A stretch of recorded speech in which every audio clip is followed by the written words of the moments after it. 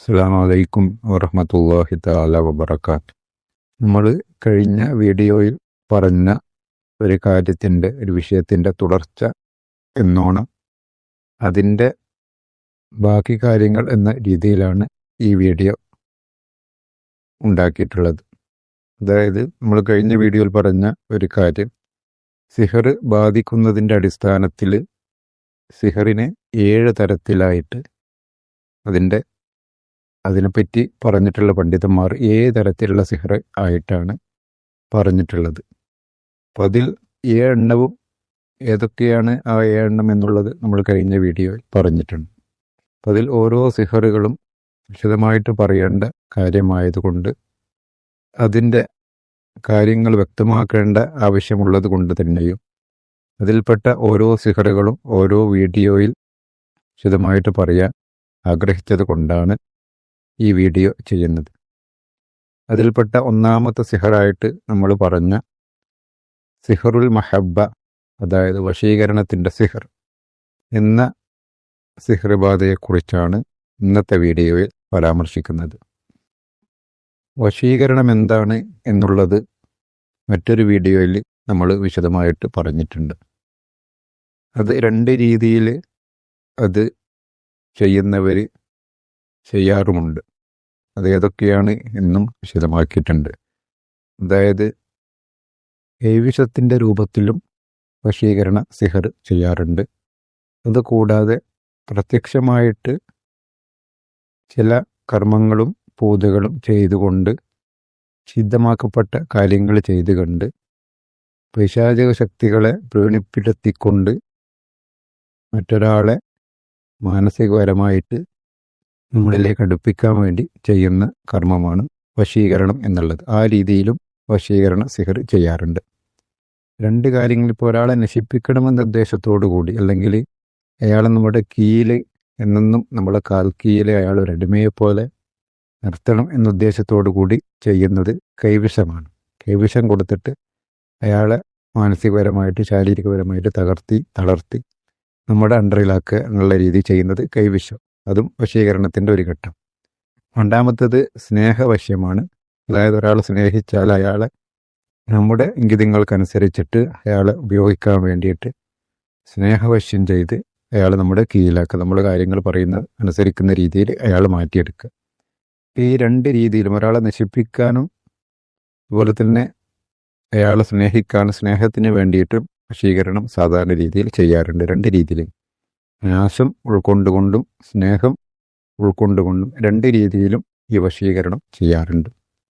ചുരുക്കി പറഞ്ഞാൽ ഈ ചെയ്യുന്ന 2 കാര്യങ്ങളും ഇത് മഹാപാതകമാണ്, നിഷിദ്ധമാണ്. കാരണം നമ്മൾ ചെയ്യുന്ന ചില കർമ്മങ്ങളും കാര്യങ്ങളും ചില പൈശാചിക ശക്തികളെ പ്രീണിപ്പിക്കുന്നതും വളരെ മോശപ്പെട്ട കാര്യങ്ങളാണ്.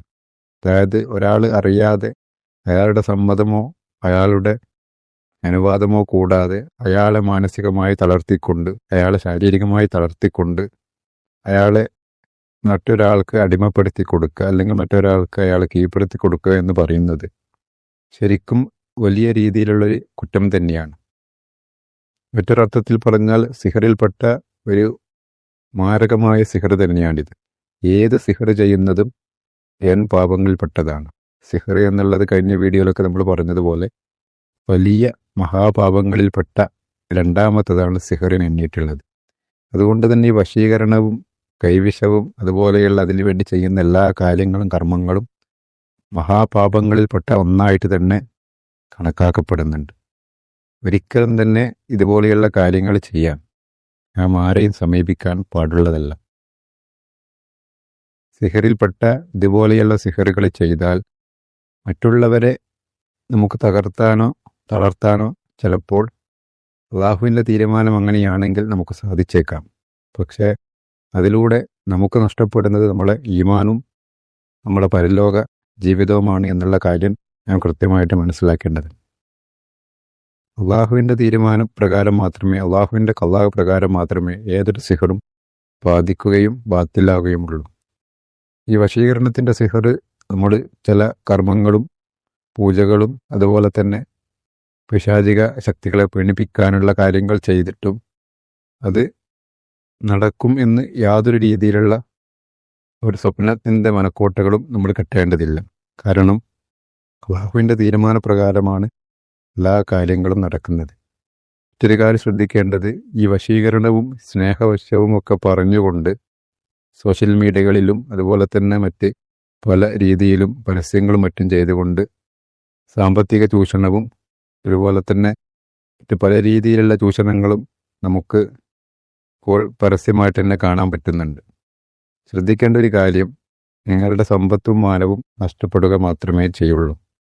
സിഹറിൻ്റെ കൂട്ടത്തിൽ എണ്ണിയൊരു സിഹർ മാത്രമാണ് വശീകരണം എന്നുള്ളത്. ഇത് പൂർണ്ണമായിട്ട് നടക്കും, ബാധിക്കും എന്നുള്ള അത് അള്ളാഹുവിൻ്റെ തീരുമാനപ്രകാരം മാത്രമാണ് എന്നുള്ള വിശ്വാസം നമുക്കുണ്ടായിരിക്കും. ചെയ്യുന്നതും കുറ്റമാണ്, പാപമാണ്, നമ്മളെ ഈമാൻ തെറ്റിപ്പോകാൻ കാരണമാകും. അതുപോലെയുള്ള കാര്യങ്ങളിൽ നിന്ന് ഞാൻ വിട്ടു നിൽക്കേണ്ടതുണ്ട്. ഓക്കെ, ഇൻഷാ അള്ളാ.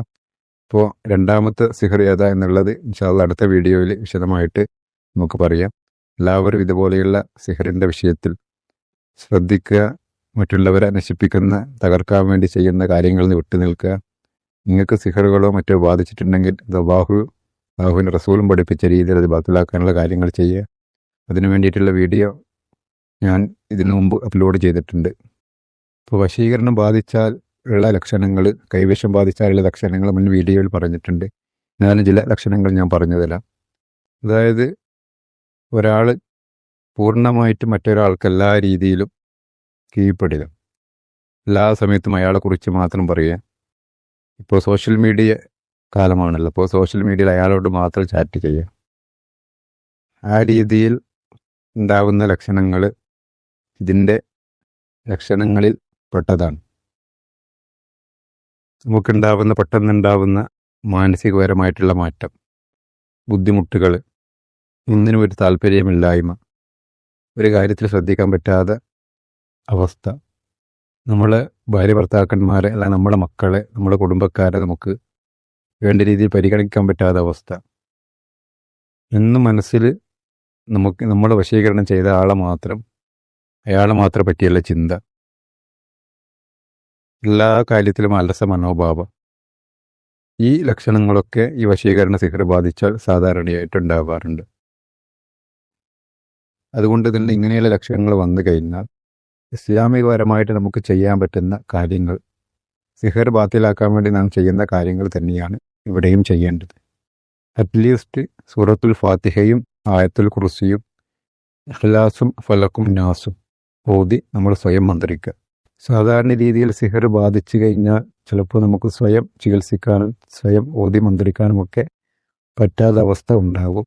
അപ്പോൾ ആ രീതിയിൽ വീട്ടിലുള്ള ഓതാൻ അറിയുന്ന ഖുർആൻ പാരായണം ചെയ്യാൻ പറ്റുന്ന ആളുകളെ കൊണ്ട് ഓതി മന്ത്രിക്കുക.